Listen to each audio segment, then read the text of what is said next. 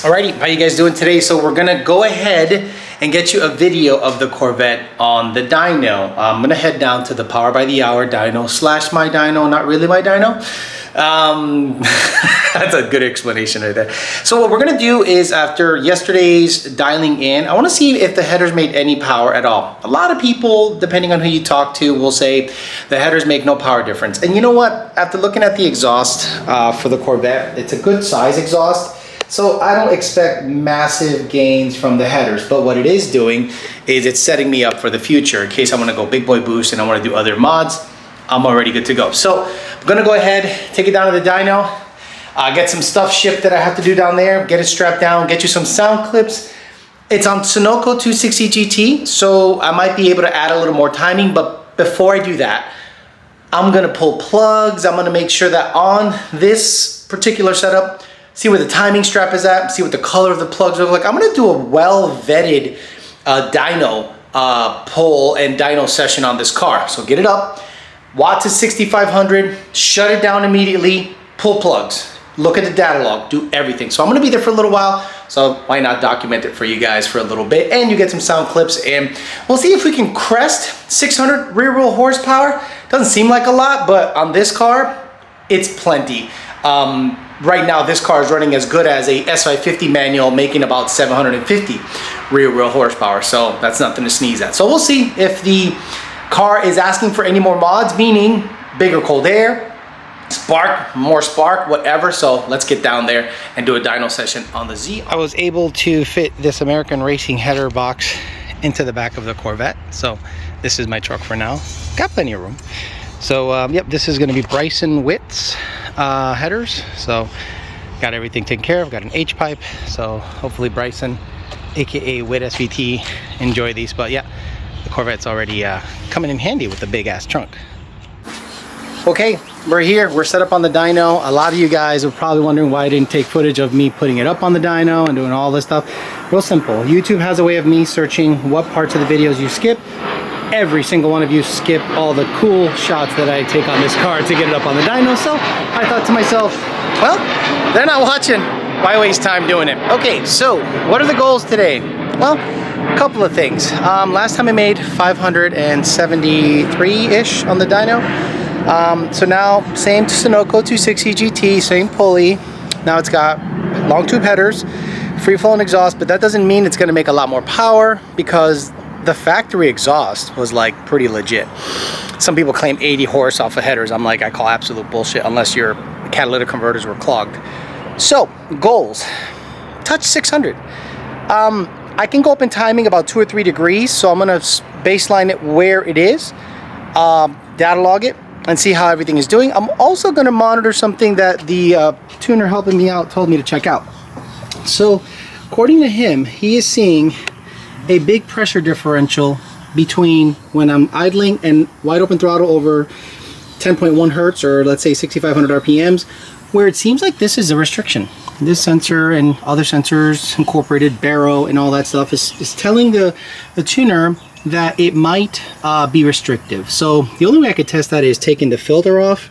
I don't know if that's a good idea, sucking in potentially rocks and crap. So what I'm gonna do is I'm gonna test it. I'm gonna put a GoPro here and see if this tube starts to collapse in any way, shape, or form. That's the only thing that could actually tell me that there's a flow issue or potential issue with a restriction. Or if it's not collapsing, it might just need another snout, a ported snout and all that. But what I'm gonna do is I'm not gonna piecemeal it. If I'm gonna port the snout, I'll port everything. I'll port the blower and the snout at the same time, so I don't waste time. Let's just get everything ported and be done with it. Then we'll upgrade the cold air. So basically it'll be this tune plus porting, and then we'll dial in the cold air, porting, and see what difference. I could just shove a cold air in it, but then I need a special adapter for the smaller throttle body. So why not just get everything all in one shot? That's the way I like to do things anyway when it comes to modifications and lineage of modifications. So let's get everything dialed in. Let's get the dyno set up. Let's do a baseline pull. Let's data log it. Let's get on the dyno. So gonna get the shot set up and see if I can get everything done. And next thing you'll see is this thing making a pull. And we'll see what it makes.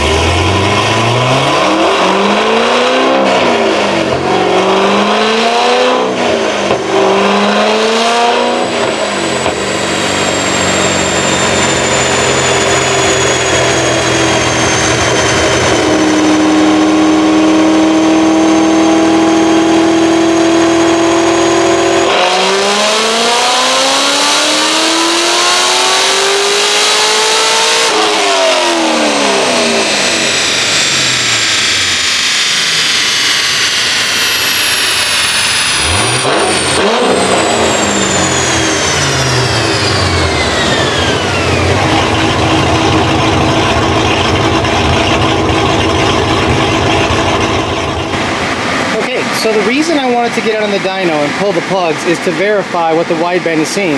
And this guy is fat. You see that black around the ring? And the timing strap is at the close to the threads, but I got to clean up fueling first. It only made 560 rear wheel horsepower. So with the FIC 1440s, I wasn't looking to make more power, I was just looking to be not out of injector.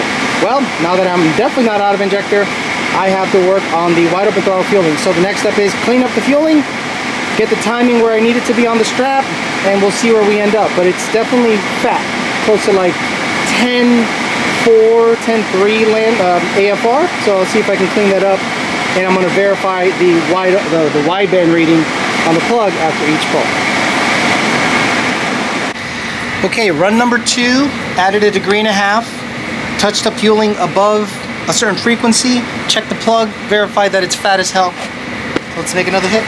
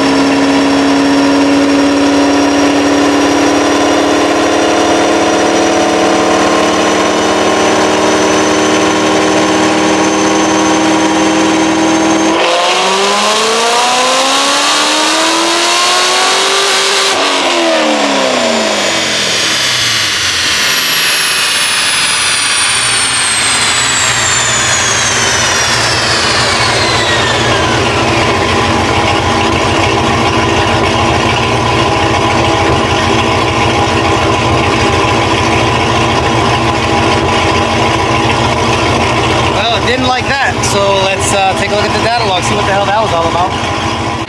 So I think it hit traction control. Rookie mistake on my part. I assumed that it would be off when it started rolling, but I think once it actually kicked in, it just shut everything down because the data looks phenomenal up until that point. So I'm gonna let her cool down, make sure I shut off the traction control, and then do another hit. Okay, just went and got some lunch after the traction control enabled on the dyno and killed that pull, but the dyno looks promising, so I let it cool down for an hour after getting some lunch. Make another pull on it. We'll see if we can crest. My goal is 600 rear wheel. It's already over that torque-wise, so 600 wheel, pretty awesome. So let's see if we can get that.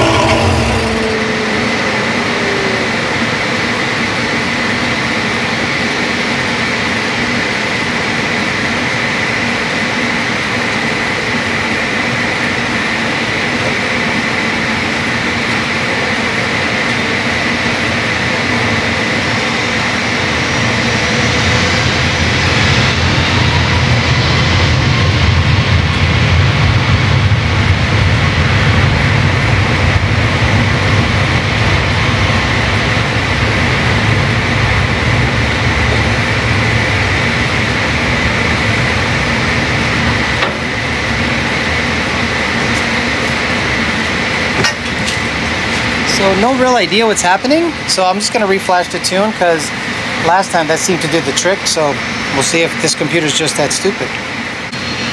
Okay, I did another pull off camera and I didn't record the dyno pull. I just data logged it. And spark is going negative for some reason. And there's no torque source on Mustangs and Ford. It tells you if it's traction control. It tells you if it's some kind of fuel safe cooling, fuel safe, fuel lean, anything. This thing doesn't with the configuration I have. So it's going negative spark and it kills power. Throttle is to the floor. So I don't know. I'm gonna send the log to a friend of mine just to see if he sees anything I don't see. But I'm just gonna reflash the tune, do a pull to 6500 and see if it happens again. If it happens again, I'll see what it made for power and then I'll try to figure out what that is. I'm not gonna keep ragging it out on the dyno over and over and over if I can't figure out in a decent amount of time what that is. So let's make another pull, 6500. Let's see if it doesn't do that limiter thing.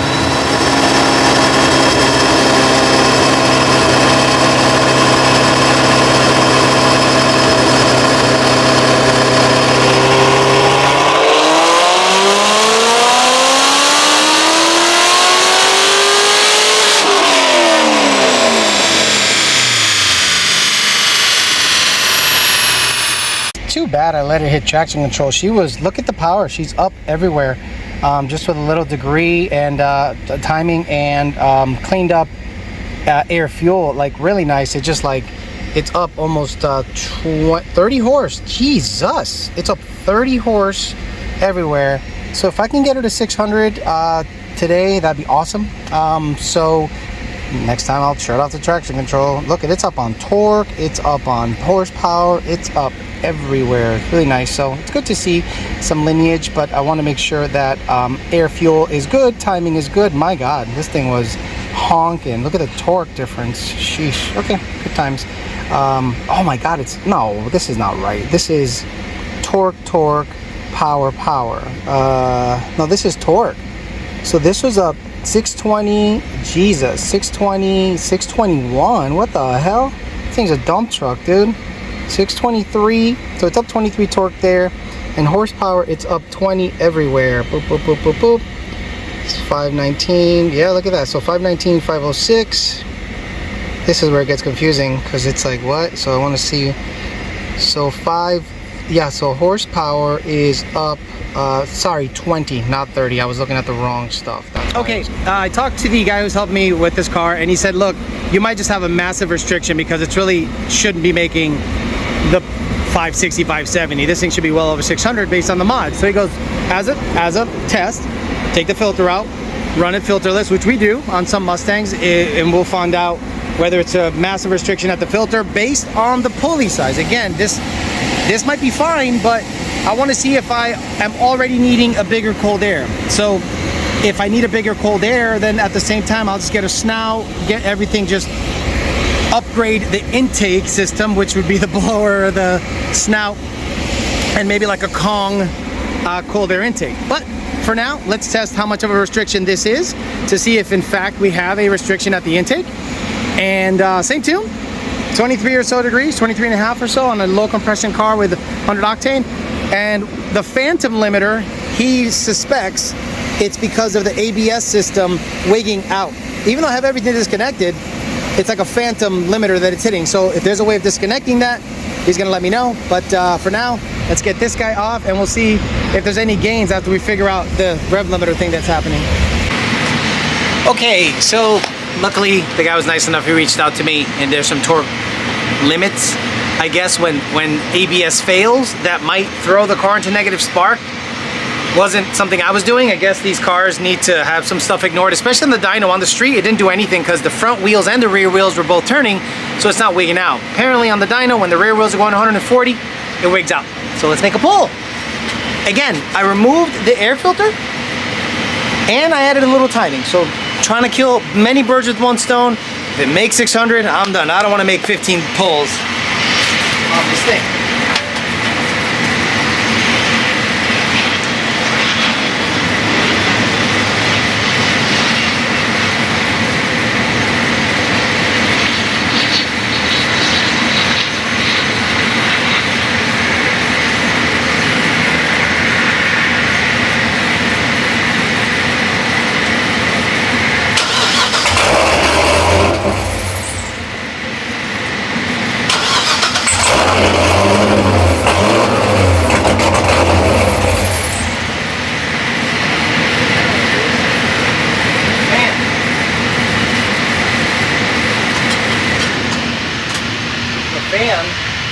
pressurizing it, making it that without so.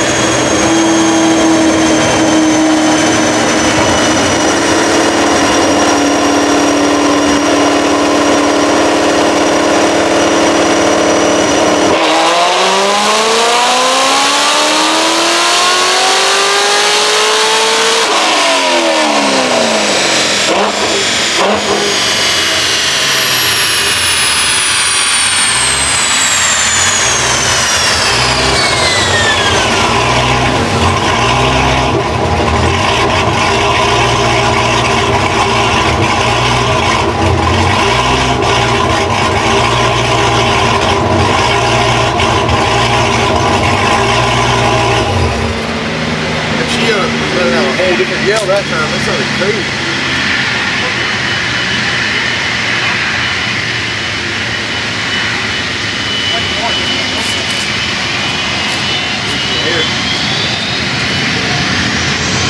That's not too good, I think.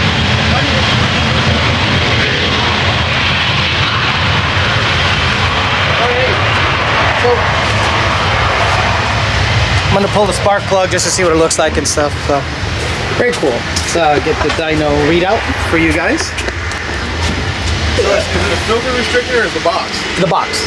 So that's just a test to see if you can make a bigger cold air because it needs it at this point. Okay, perfect. So I was able to get it to display the maximum value. So the maximum value on this last pull that I made was 567. Anytime you want to fucking... There you go. 587, sorry, 587, 638 torque. So the first run when we showed up today was this. Okay, the first run was 565, 610.